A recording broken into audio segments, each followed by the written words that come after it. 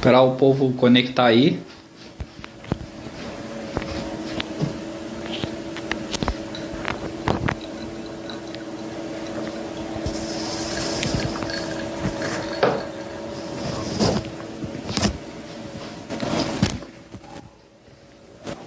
Bom, beleza, o pessoal tá entrando aí, ó. Hoje vamos conversar aqui sobre a redação, tá? Então, a princípio, tem aqui vamos falar aqui com a professora Cássia, que foi corretora da redação da prova da ESA, então ela vai passar vários bizus pra gente aqui. Eu vou anotar no quadro coisas assim importantes, como por exemplo, sobre a introdução, sobre o desenvolvimento, sobre conclusão, entendeu? E a gente tem uma redação com vocês assim, direitinho, passo a passo, beleza? Tá bom? Ei, Thiago. Tudo bom? Tudo bem? Tudo bom. Tudo jóia. Aqui a imagem direitinho aqui. O pessoal tá me ouvindo? Você tá me ouvindo? Tá, só tá travado. Agora te travou. Eu não sei se vai aparecer aqui ao contrário, senão acho que eu vou ter que virar a câmera. Deixa eu ver aqui. Tá ao contrário aí? Tá certo? Tá espelhado. Ah, tá espelhado, né? É. Então eu vou virar a câmera. Mas primeiro, antes de virar a câmera, eu queria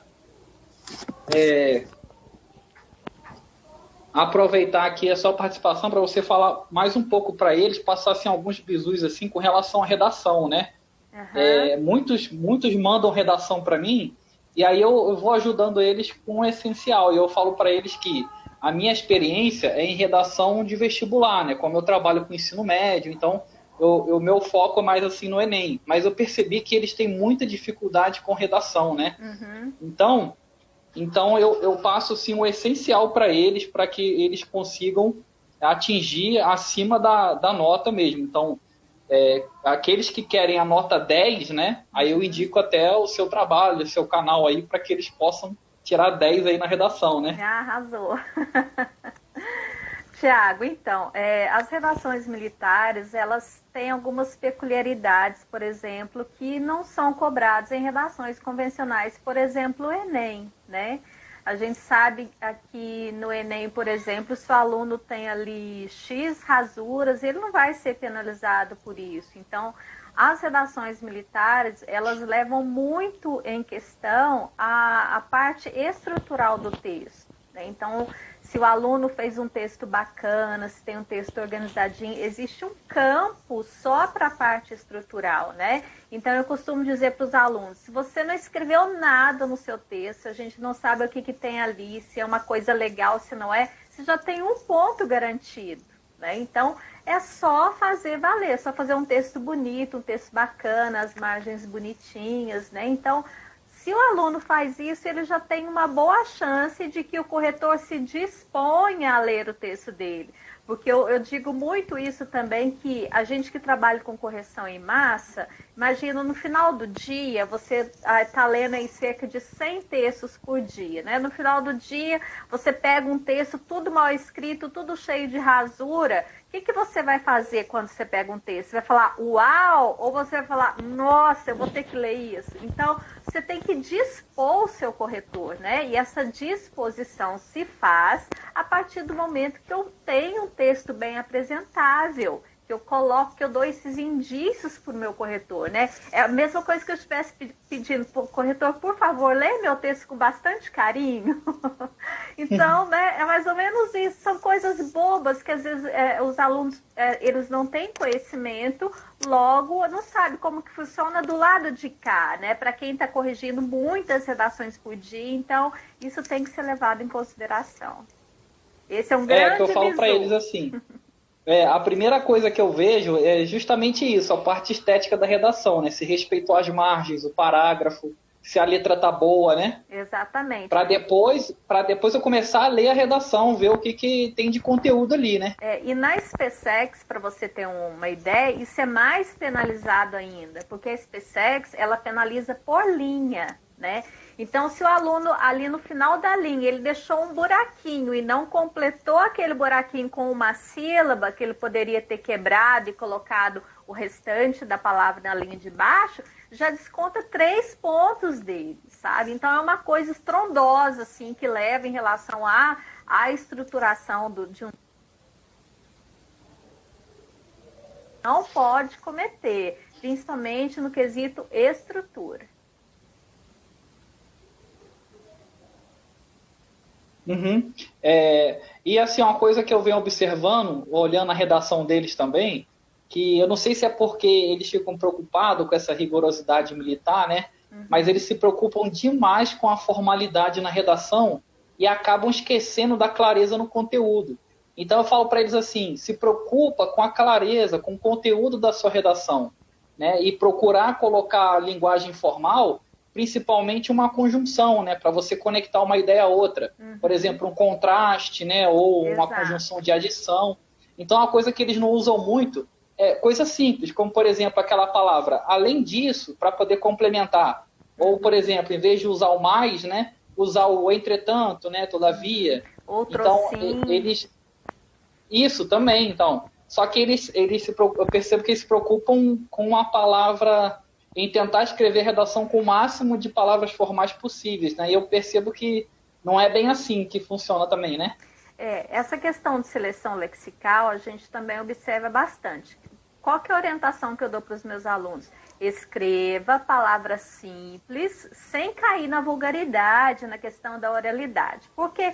Tem usar gírias, jargões, né? Exato. De repente você está escrevendo ali bonitinho e você coloca uma palavra ultra formal. É como se você viesse no patamar, de repente faz assim. Então, quebra o seu esquema de questão lexical. Né? Mesma coisa quando você insere alguma coisa que você vem no patamar legal, aí depois você cai, né? Então, a gente tem que manter o mesmo nível de seleção lexical, mesma estrutura das palavras, porque palavra bonita, bem entre aspas, que são as palavras rebuscadas, não vão dar ibope para ninguém, né?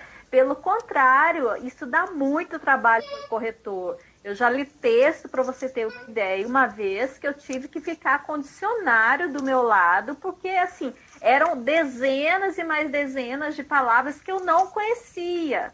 Então, o que eu tinha que fazer? Em primeiro lugar, eu tinha que saber se aquela palavra existia.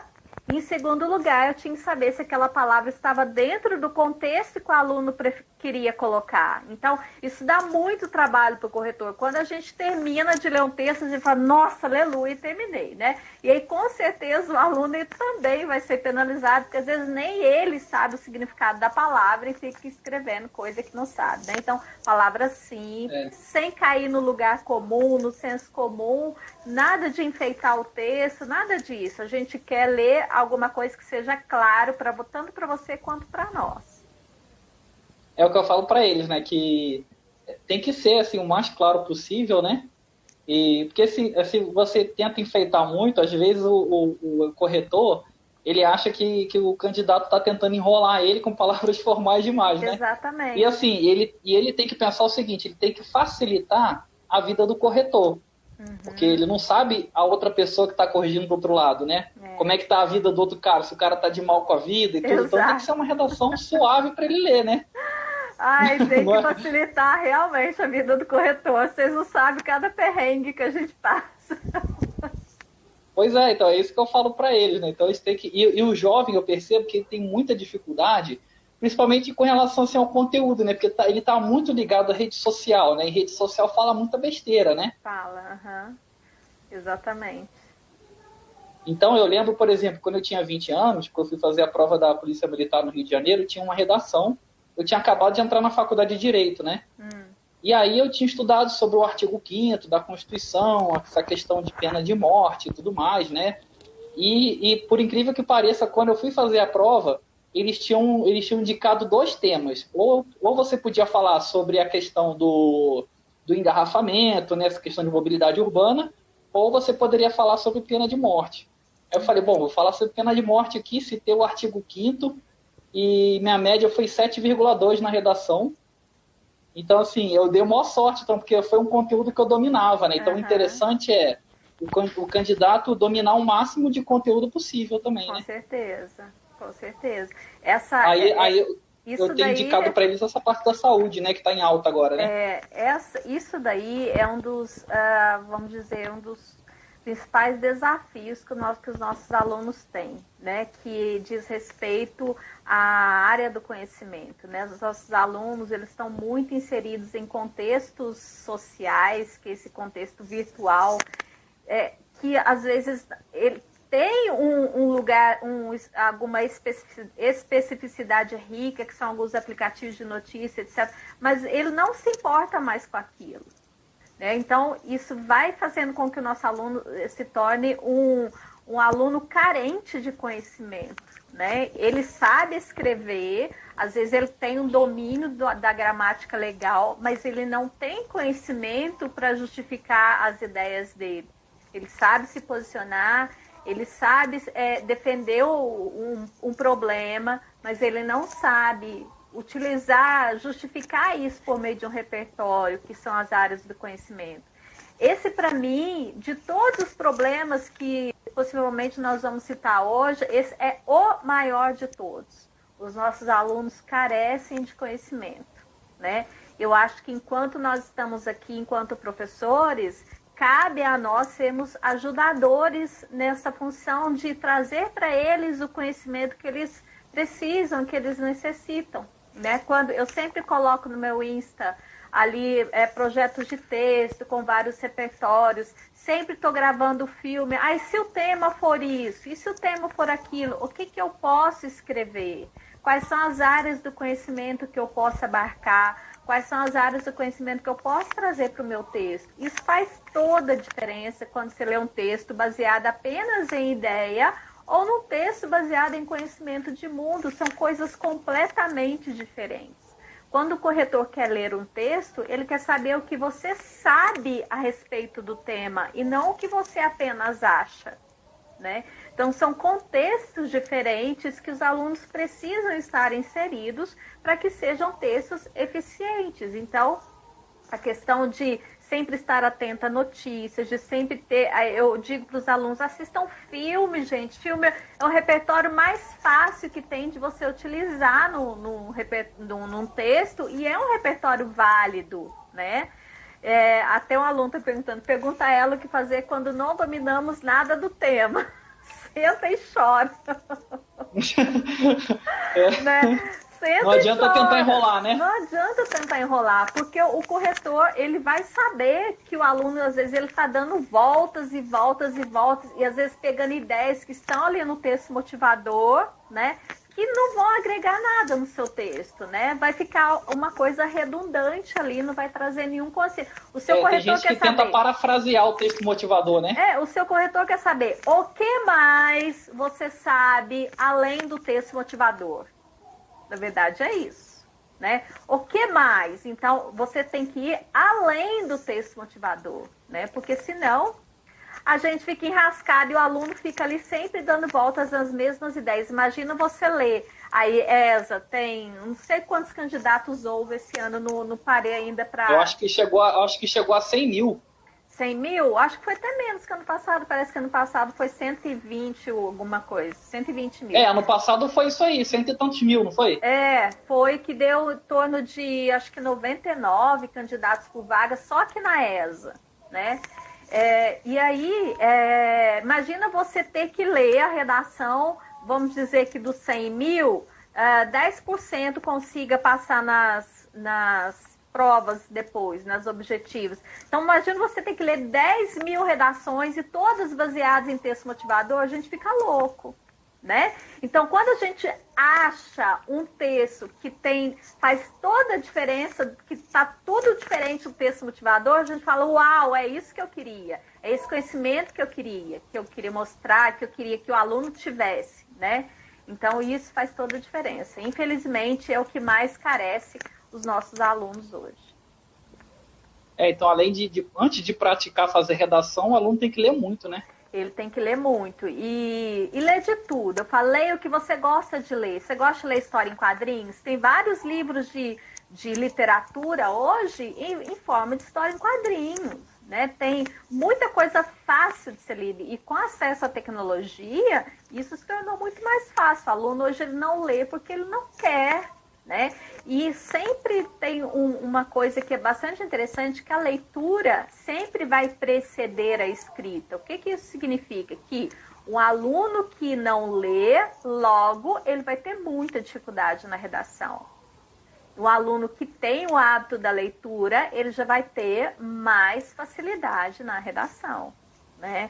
E isso para vocês verem como que essa concepção de leitura e escrita, elas estão sempre ligadas, né? Às vezes, eu vou contar até falar um depoimento próprio, né? Uma experiência própria. Às vezes eu estou dando aula para o aluno e o aluno fala assim, professora, faz meia hora que eu estou tentando achar uma palavra para colocar aqui no meu texto, e aí você chega em 5 segundos, você acha a frase completa. Assim, não estou me gabando, mas por que eu tenho essa facilidade? Porque eu leio desde sempre, né? Então, porque a leitura desde sempre vai agregando ideias para o seu contexto mental, logo você vai ter facilidade, né? Então, facilita muito. Isso é muito bacana. Então, e outra coisa, mais importante ainda, isso não se constrói da noite para o dia, né? Isso é construído a longo prazo, de médio a longo prazo. Então, o aluno hoje, ele chega para mim, pleno, ele já fez o ensino médio, ele vai fazer o concurso agora no final do ano, fala, professora, eu já recebi aluno, eu nunca li um livro na minha vida. Aí fica difícil, né? A gente ensina a estrutura, a gente sabe, diz ao aluno o que ele precisa, mas se ele não tem ideia, de onde que eu vou fazer brotar a ideia da cabeça dele, né? Então, é algo que se constrói. Então, se constrói, precisa ser feito de médio a longo prazo, senão, né, fica difícil realmente da gente tentar ter bons frutos nesse contexto, né? Realmente eles têm dificuldade mesmo de ler algo que está fora do universo deles, assim, que não interessa muito, né? Exatamente. E aí, na hora que, por exemplo, quando eu preparo eles também para fazer uma prova de redação para o Enem, por exemplo, né, inclusive a escola está tentando fazer, a escola pública, né, que eu trabalho na escola pública com o ensino médio, estão tentando fazer uma maneira de que a redação tenha a sua nota para complementar a nota final, para que seja um estímulo para eles poderem, né, ler alguma coisa assim. Só que, mesmo assim, também ainda é difícil. Quando eu vou corrigir uma redação, às vezes eu pego uma letra que está muito ruim de ler, às vezes é uma redação que era para ser argumentativa, ele só narra uma história, não tem nada de argumentação lá. Então, assim, é uma dificuldade muito grande que eu, como professor de ensino médio, ainda que a minha disciplina seja de inglês, né, eu tento fazer com que eles consigam ter mais apreço à leitura, né, por meio de uma pesquisa, que eles possam ler, sabe, tentar. O professor hoje em dia tem esse desafio mesmo, assim, de tentar fazer com que o aluno consiga ler mais, né, para poder fazer uma redação melhor, né? Exato. A tendência dos concursos públicos são todos ter redação, né? Exato. Eu falo para os meus alunos, em uma redação, a gente tem tudo que a gente precisa tirar de um aluno, né? Nem precisava ter prova de português. A gente sabe se o aluno, ele sabe grafia, qual que é a seleção lexical dele, ele sabe o que é oralidade, ele sabe o que é escrita, ele sabe concordância, ele sabe regência, tudo que ele sabe, colocação, pronominal, tudo isso a gente vê numa simples prova de redação, né? Eu sabia a acentuação da palavra por meio da leitura, às vezes eu não sabia nem a regra de acentuação gráfica, mas só da leitura, de conhecer aquela palavra, a gente já sabe que tem acento naquela palavra ali, por exemplo, né? Pois é, e isso são coisas que a gente faz essa concepção quando a gente lê, né? Você não vai ficar decorando regra. Aí eu sei que árvore é acentuado. Por que árvore é acentuado? Porque é uma palavra proparoxítona, logo todos os proparoxítonos são acentuados. Então, você não vai ficar martelando isso na sua cabeça. Você vai acentuar automático. Por quê? Dentro da sua concepção de leitura, você viu em todos os casos que a palavra árvore era acentuada.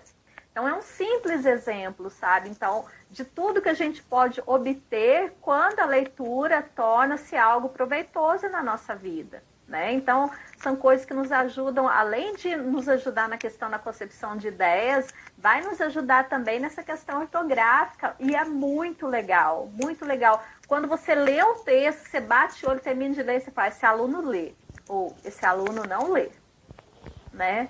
Isso é muito visível e notório para a gente que corrige textos, né? Então, fica essa dica aí para quem quer fazer futuros concursos, né? Comecem a ler ontem, porque senão a gente não consegue fazer muita coisa.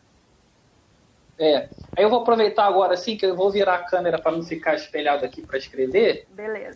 Eu vou depois programar uma live com meus alunos também lá no canal, para eu redigir uma redação junto com eles, para a gente montar uma redação assim junto, né? Uhum. Mas aqui, a princípio, então, aproveitando a sua presença, eu vou colocar só uma orientação para eles. Por exemplo, o que é importante de ter numa introdução, o que é importante de ser no desenvolvimento e na conclusão. E aí a gente depois vai... e aí eu vou passar o que eu também oriento para eles, para ver se está de acordo também com a redação militar, até para que eu possa continuar ajudando eles aí a ter êxito na redação também. Tá, só travou um pouquinho antes, o que você disse que você vai fazer? Você vai... para eu falar o que é importante para quê? Eu vou separar por tópico. Por exemplo, vou escrever aqui introdução. Então, o que é essencial que a introdução apresente com relação ao tema, o desenvolvimento e a conclusão, entendeu? Para depois, numa live posterior, eu vou redigir uma redação com eles de determinado tema, e a gente vai fazer a redação respeitando essa sua dica que você vai passar para a gente aí, esse bizu aí. Beleza. Tá bom? Beleza. Deixa eu virar então aqui a câmera para não ficar aqui espelhado. Deixa eu ver aqui. Para cá.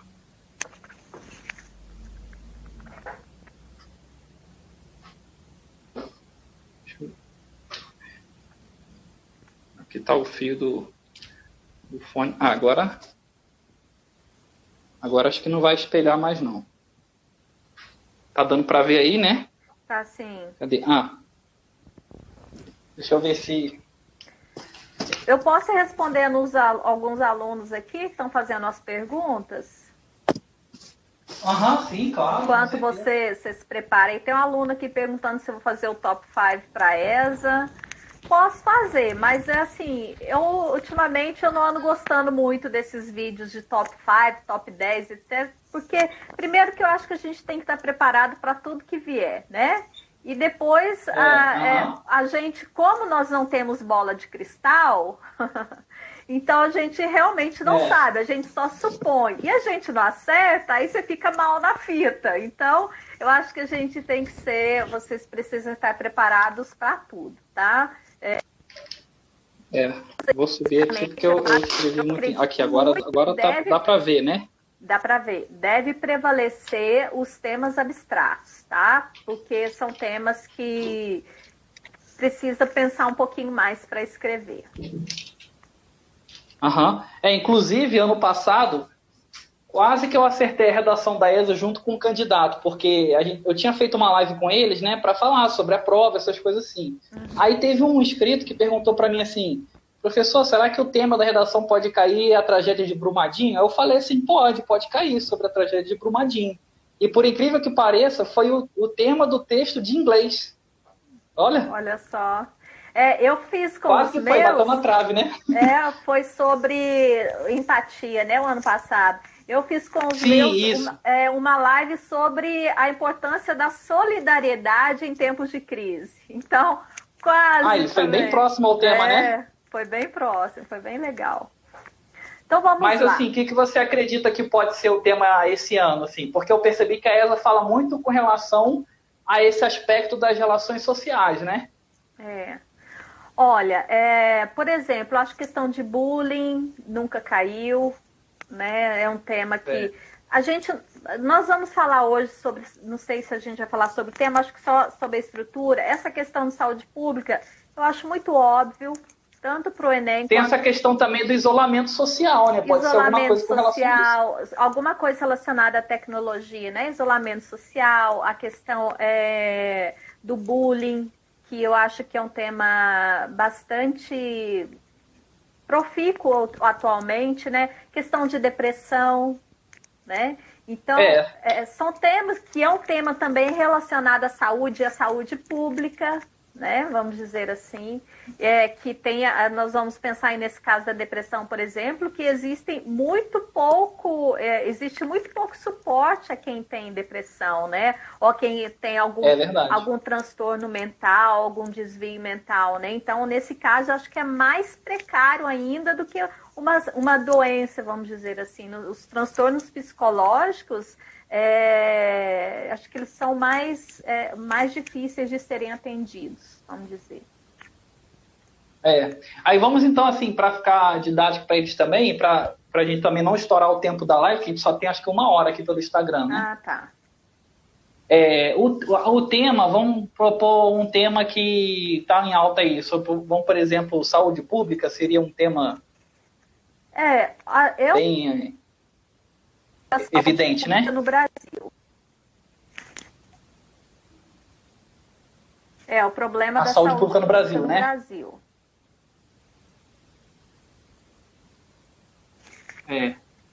Aí, então, o que eu faço, Thiago? Eu faço assim. Eu digo que a nossa introdução, ela precisa ter 3 partes, né?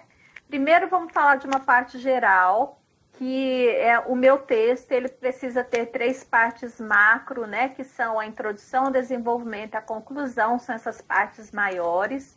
E dentro de cada parte maior, nós precisamos ter outras partes menores. É como se nós estivéssemos seguindo uma estrada e eu vou passar por cada uma dessas partes para chegar lá embaixo na minha conclusão, né? Então, a minha introdução, ela precisa ter 3 partes. A primeira parte diz respeito à apresentação do tema. Contar para o meu corretor sobre o que eu estou falando. A apresentação do tema, né? Isso, apresentação do tema. Uhum. A segunda parte da introdução é o posicionamento do autor, que é a tese, né? Ah, sim, tem a tese, né? A tese, que vai ser o posicionamento do autor. E a terceira parte, ela não é obrigatória, mas ela eu digo que ela dá um tchan na nossa redação, que são os argumentos, né? Que são os argumentos que vão ser desenvolvidos, que eu vou falar sobre eles depois, né? Então, a terceira parte são os argumentos. Inclusive, eu até falo para eles aqui na introdução, eu dou um bisu para eles, até você, a mestra aqui, a Vossa Excelência aqui, me corrija se eu estiver errado. Eu falo para eles o seguinte, na hora da introdução, realmente eu falo isso também, apresentar o tema. Por exemplo, vai falar sobre a saúde pública. Uhum. Eu aconselho a eles a falar assim, o que é a saúde pública no Brasil? Uhum. É uma forma de apresentar também, né? E aí depois eu colocava 2 problemas, tipo... duas problemáticas que a saúde pública está enfrentando e essas 2 problemáticas seriam desenvolvidas aqui. Exatamente isso. Só que aí, no caso, a gente está meio que fazendo parte por parte, né? Um aluno está perguntando, não é obrigatório colocar os argumentos na introdução? No Exército não é obrigatório, no Enem tá? Então, isso, no Enem é. No Enem é obrigatório, no Exército não é. Então, no Exército você pode fazer a apresentação do tema e existem várias formas de fazer esse tipo de apresentação. Você pode fazer por meio de uma definição, por meio de uma afirmação, trazer um repertório histórico, né? Trazer um filme, uma letra de música que tenha relação com o tema, claro. Tudo tem que ter, você não pode trazer nada que não tem relação com nada, né? Então, tudo isso que você trouxer para o seu texto e você fazer depois essa ponte entre essa apresentação e a sua tese, que é o seu posicionamento, isso precisa ser muito bem feito, né? Então, apresenta o tema. E essa citação é importante, né? Citar algum autor, né? Alguma coisa assim. Né? Isso daí seria por meio de repertório. Tudo conhecimento. Né? Então, essa, na verdade, é a forma que eu acho a forma mais inteligente de começar um texto, que é por meio de um repertório. E aí eu pego esse repertório e faço uma ponte entre ele e o meu posicionamento. E essa ponte pode ser feita de várias maneiras, né? Pode ser, por exemplo, no Enem ano passado, tinha gente que começou lá falando que na Revolução Industrial, quer dizer, no ano... que foi sobre manipulação do comportamento do usuário através de dados da internet. Então, Então, o aluno começou falando que na Revolução Industrial houve muitos apetrechos que facilitaram a vida do usuário, etc. e tal. No entanto, aí ele traz esse conectivo, no entanto, para dizer agora uma opinião contrária, que embora nós tenhamos muitos apetrechos, né, nós muitas vezes não sabemos utilizar isso da forma correta. Então, olha que legal que foi a ponte que ele fez entre a introdução, que foi o repertório histórico, e a tese dele, né? Então, eu preciso não somente citar, mas eu preciso trazer esse repertório que eu estou fazendo para uma ponte para minha tese, né? Não posso ficar e saber usar esse conectivo é essencial também, né? Exatamente, não pode ficar nada jogado, né? Nada sem ter relação com nada. Uhum. Aí, no caso, como é que a gente faria essa ponte mesmo assim, né? Da introdução do desenvolvimento? Pegaria essa dica que você falou, começava com no entanto?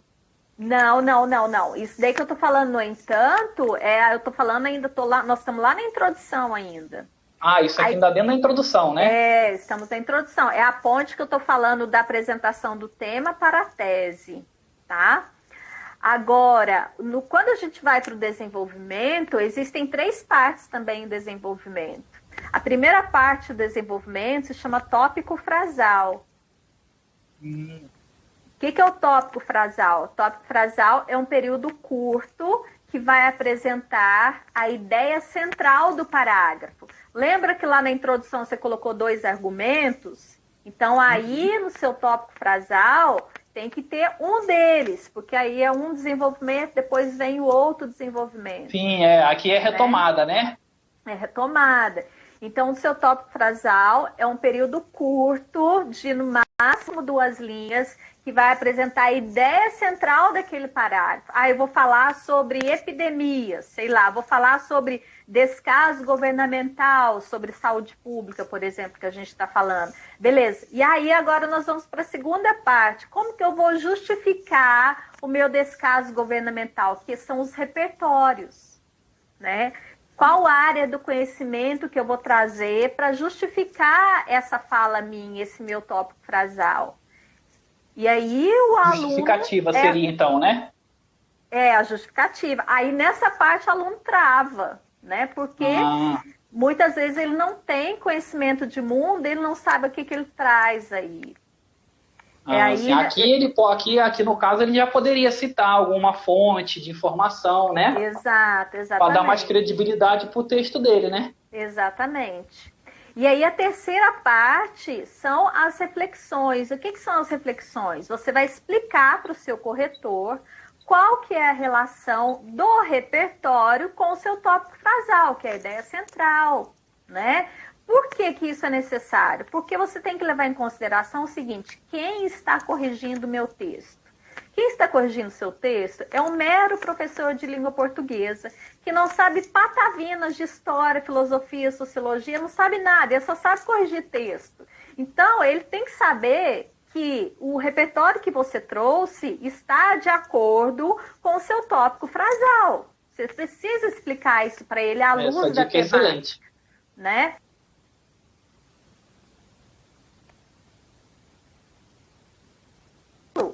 Ele não dá continuidade. E a gente que está corrigindo, a gente fica, e daí? Né? Então, essa parte das reflexões, elas são muitíssimo importantes e não se atente a fazer uma parte de reflexão com apenas uma linha, né? Você precisa utiliza 3, 4 linhas. No Enem, a parte mais densa de um parágrafo, né? Então, utilize a maior parte do seu parágrafo, serão as reflexões. Aí está a parte dissertativa, a parte argumentativa está no repertório, e aí está a parte dissertativa, né? Você está dizendo para o seu corretor qual é a relação do seu repertório com o tópico frasal que está lá. Assim. E quando nós chegamos na conclusão, existem várias formas de fazer a conclusão também. E só retomando um pouquinho, essa ideia do desenvolvimento, nós vamos fazer 2 vezes, porque nós temos 2 desenvolvimentos, né? Isso. E E quando nós chegamos na conclusão, existem várias formas de concluir um texto, né? Existe a forma lá proposta. Porque aqui no desenvolvimento tem que ter pelo menos 2 parágrafos, né? 2 parágrafos, tá? Mas aí no caso, o que seria melhor? Ele colocaria, separaria aqui em 2 parágrafos esses 3 pontos? Não, esses 3 pontos devem estar dentro de um parágrafo. Depois, em cada parágrafo da reflexão, né? Isso. Não, quando ele fizer o segundo parágrafo, ele vai repetir essa estrutura. Vai repetir isso aqui, né? Isso aqui para cada parágrafo, então, né? Para cada parágrafo. Ah, entendi. Entendeu? Então aqui é um parágrafo, né? Um parágrafo. E aí o segundo parágrafo também vai ter essas mesmas coisas, né? As mesmas coisas, isso. Exatamente.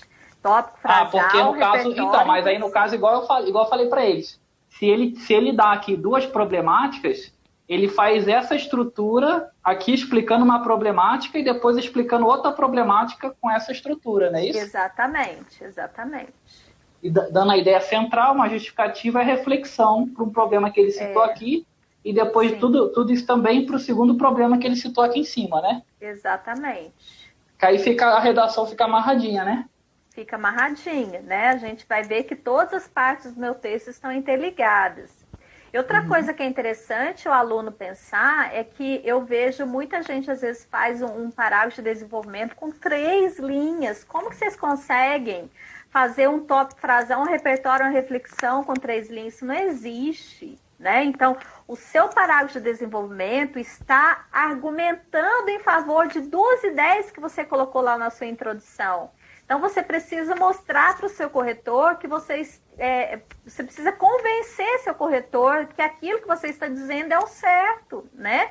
E para você convencer isso, para você fazer com que seu corretor acredite nas suas ideias, você precisa lançar a mão de subterfúgios, que no caso vão ser os repertórios, e você precisa trazer, olha, assim como acontece no repertório X, lá acontecia lá na época da escravidão, acontecia não sei quando, acontece hoje. Então, quando você começa a explicar isso, você está fazendo as suas reflexões, né? Então, por isso que precisa ter toda essa estrutura. E é impossível fazer essa estrutura, por exemplo, com menos de 5 linhas, né? Geralmente um parágrafo de desenvolvimento bem desenvolvido, com todos esses 3 passos aí, ele vai ter em torno de 7 linhas.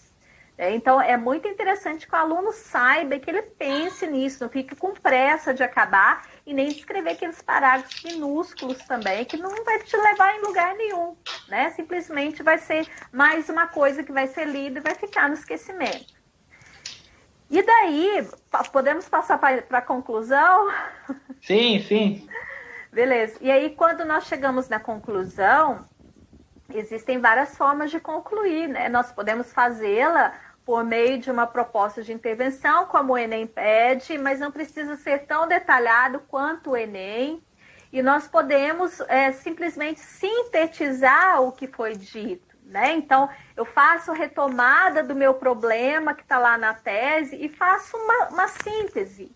E é interessante eu lembrar que nessa parte, na conclusão, não é momento de você colocar ideias novas, não é momento de você colocar citações que não foram ditas no corpo do seu texto, não é momento de você colocar nada de novo, é simplesmente o momento de você fechar seu texto. Se você coloca uma ideia nova ali, você precisa desenvolver aquela ideia, e o desenvolvimento a gente faz na parte do desenvolvimento, né?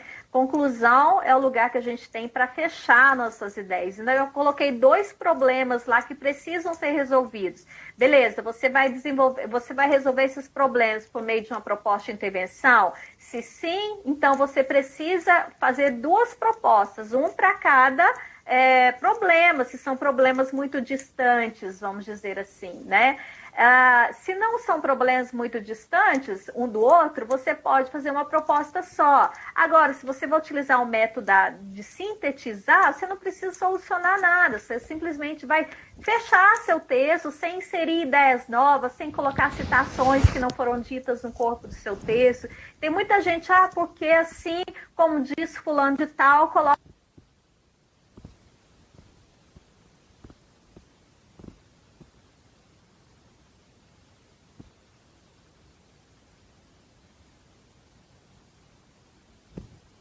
E no caso de colocar uma solução, ou ele se posicionar a favor ou contra, cabe aqui também na redação militar ou não?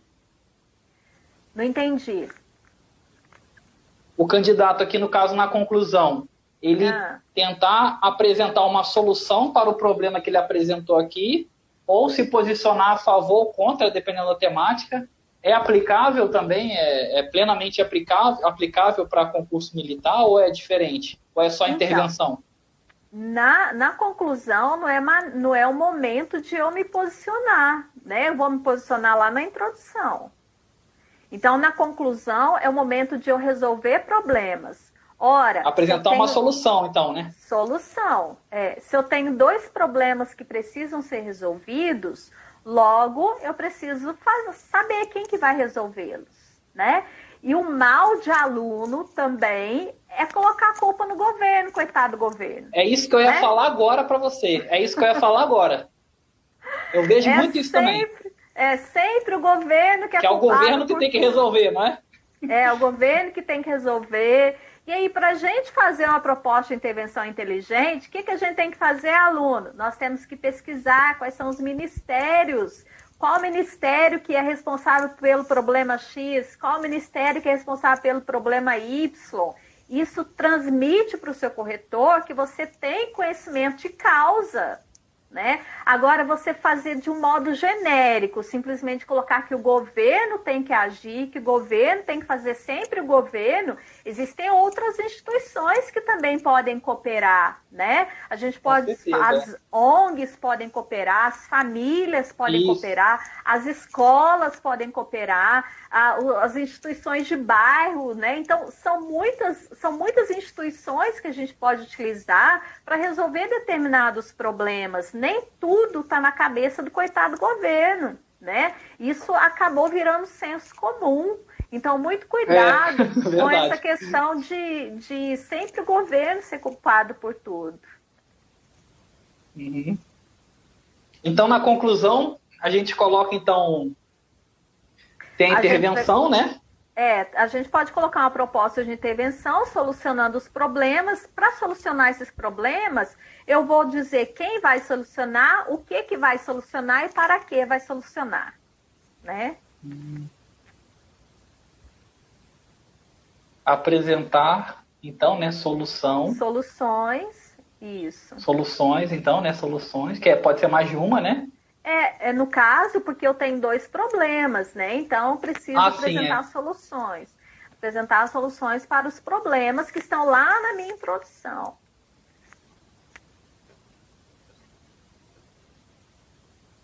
Até no caso a intervenção também é uma maneira de apresentar uma solução também, né? A proposta de intervenção é uma apresentação de solução. Apresentação de solução, então, agora, resumido mesmo aqui, apresentar a solução para os problemas. Isso é uma proposta de intervenção. Agora, quem não quiser fazer proposta de intervenção, pode sintetizar. Simplesmente, você vai pegar tudo que você colocou no seu texto. Se você quiser, nesse momento, retomar algum repertório, seja ele do desenvolvimento, ou se você apresentou seu tema com o repertório, essa é a hora. Né? Então, existem muitos alunos que às vezes começam com um repertório ali na apresentação do tema e terminam com esse mesmo repertório. Então, a gente percebe que todas as partes do texto ficam amarradas e isso transmite uma organização ímpar para o texto do aluno, né? Isso é muito bacana também, quando o aluno consegue fazer essas ligações, né? Então, um texto, observe, não é simplesmente eu jogar ideias lá, eu preciso planejá-lo antes, né? Eu preciso saber o que eu vou usar em cada parte do meu texto, né? Então é muito legal. Interessante, ficou muito bom aí essas dicas, esses bizus aí. Aí você me permite eu gravar algumas partes da live para deixar lá no canal também, para mais gente possa assistir, né? Claro, fica aí à sua disposição. Aí no final eu vou deixar um cardzinho também para o pessoal também ir ao seu canal para poder pegar mais dicas lá para mandar bem na redação aí, né? E assim, o pessoal, agora fazendo meu merchan aqui, né? O pessoal que quiser ter redação corrigida de acordo com a grade da ESA, grade da SpaceX ou grade do Enem, é só entrar lá no site redaçãointeligente.com.br. Nós temos aí, eu corrijo, eu tenho mais uma equipe também que me ajuda na correção, de fazer com que seu texto, nós estamos agora com correção via áudio, então a gente vai lendo o texto e a gente vai corrigindo com o aluno. Isso é muito legal, nós temos retorno muito positivo e a gente comenta o texto. Você não devia ter feito isso aqui, você poderia ter colocado isso, ia trazer mais credibilidade para o seu texto e tal.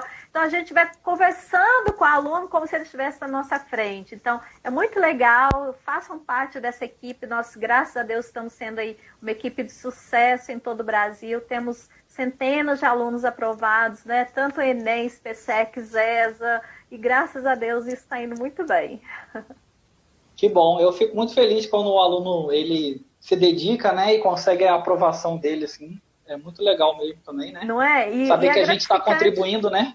Exato, eu falo que não existe preço maior quando o aluno escreve, professor, obrigada, fui aprovado, né? Não existe preço, assim, é muito legal. Esse reconhecimento faz parte e é muito legal. O aluno está perguntando... Então, muito obrigado por...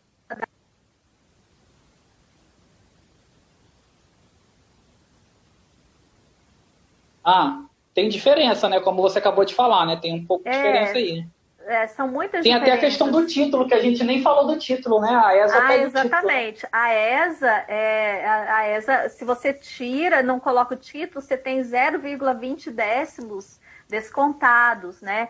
E isso, para um concurso de nível nacional, é muita coisa. Né? Ele pode te classificar ou desclassificar por conta de 1 décimo, imagina 20 décimos, né? Então o título tem que estar na primeira linha, centralizado, bonitinho. E assim, o título é a última coisa que você vai fazer. Por que a última coisa? Isso que eu ia te perguntar, deixar por último então, né?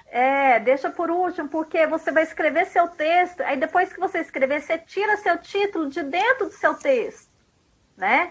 Que aí já vai ter uma maneira tipo de resumir tudo que ele falou ali no título, né? Exato. E mais uma maneira de linkar as coisas, né? Porque às vezes eu coloco um título lá, não escrevo nada que tem nada a ver com o que eu coloquei. Então, mas não esquece de colocar título, né? Depois que você escreveu tudo, tira o seu título de dentro do seu texto, né? Então, isso é que tem gente que fica meia hora só pensando no título. Não, escreve primeiro, depois você coloca o título, né? Aí o aluno está perguntando, para pôr ponto no título? Não precisa pôr ponto, tá? Título não precisa pôr ponto. Centralizado, bonitinho, tem o espaço lá escrito título, você centraliza bonitinho. Então, esse aspecto é importante também destacar que o título tem que começar com a letra maiúscula também, né? Exato, o título começa com a letra maiúscula. Só que ele não vai colocar o ponto no final. Não vai colocar, né? Dá um exemplo de título, professora. Depende do que eu for escrever. Eu li uma redação uma vez de uma aluna, o título dela era assim, Uma Pedra no Meio do Caminho. E aí, por que ela colocou esse título? Porque no meio da redação dela, ela usou aquele poema de Drummond, No Meio do Caminho tinha uma pedra no meio do caminho, né? E aí, essa pedra simbolizava os problemas, as adversidades, e ela fez esse link, né? Ela fez essa concepção de problemas. Olha que legal, a gente nem pensa, né, em tantas coisas, os alunos são tão criativos, e aí ela, de dentro do texto dela, ela tirou isso, Uma Pedra no Meio do Caminho. Foi sensacional, né? Legal, O aluno está perguntando, título com ou sem verbo? Tanto faz, né? Eu recebo tanto aluno falando tanta besteira, que não pode ter verbo no título, que não pode isso, que não pode aquilo. Eu não sei de onde vocês tiram tanta ideia chula, gente. Título pode ser com verbo, pode ser sem verbo, do jeito que você quiser. Você pode escrever o título, pode ter uma palavra só, socorro, né? Alguma coisa assim. Legal. Mais alguma dúvida? Alguém quer perguntar alguma coisa? Plataforma Redação Inteligente é boa para quem está começando agora? Então, nós estamos com um curso lá para quem está começando do zero, né? Com videoaulas e correções. É a parte teórica e a parte prática. Tá show de bola. É só você entrar lá, um videozinho que tá logo na página inicial. E vou tirar do ar, tá? Vai correndo lá, senão daqui a pouco não tem mais. Legal, é isso aí. Bom, então gostaria de agradecer então a sua presença mesmo, foi ótimo mesmo aqui para os alunos, né? Então me ajudou bastante a ajudá-los também, né? Porque com certeza. São muitos alunos, né, pedindo ajuda com relação a isso também. Uhum. E espero que depois e futuramente a gente também, né, até o dia da prova, consiga fazer mais live assim, né, de dicas para eles aí, né? Sim, claro, vamos fazer. Eu que agradeço pelo convite, né? A aluna está perguntando, quem utiliza esqueleto de redação sofre alguma penalidade? Olha, se for eu que for corrigir, com certeza você vai ser penalizado 100%. Eu tenho pavor de esqueleto de redação. Por quê? O que o corretor quer ver? Criatividade, né? Sim, verdade. No esqueleto de redação, você fica dentro de uma caixinha que não te permite que você tenha criatividade. Então, por favor, seja criativo. Você é capaz de fazer o seu melhor. Então, esqueleto nunca. É isso aí. Por isso tem que ler bastante, né? Para não ficar dependendo de esqueleto, né? Exatamente, por isso que tem que ler bastante. Tiago, muito obrigada pelo convite, viu? Estamos aí, Obrigado. Somos parceiros e estamos aí. Sempre que eu puder também, vou te convidar para você fazer parte aí das nossas lives. Obrigado, hein? Obrigado mesmo, legal, satisfação Grande aí. abraço. Um abraço. Tchau para todos. Tchau.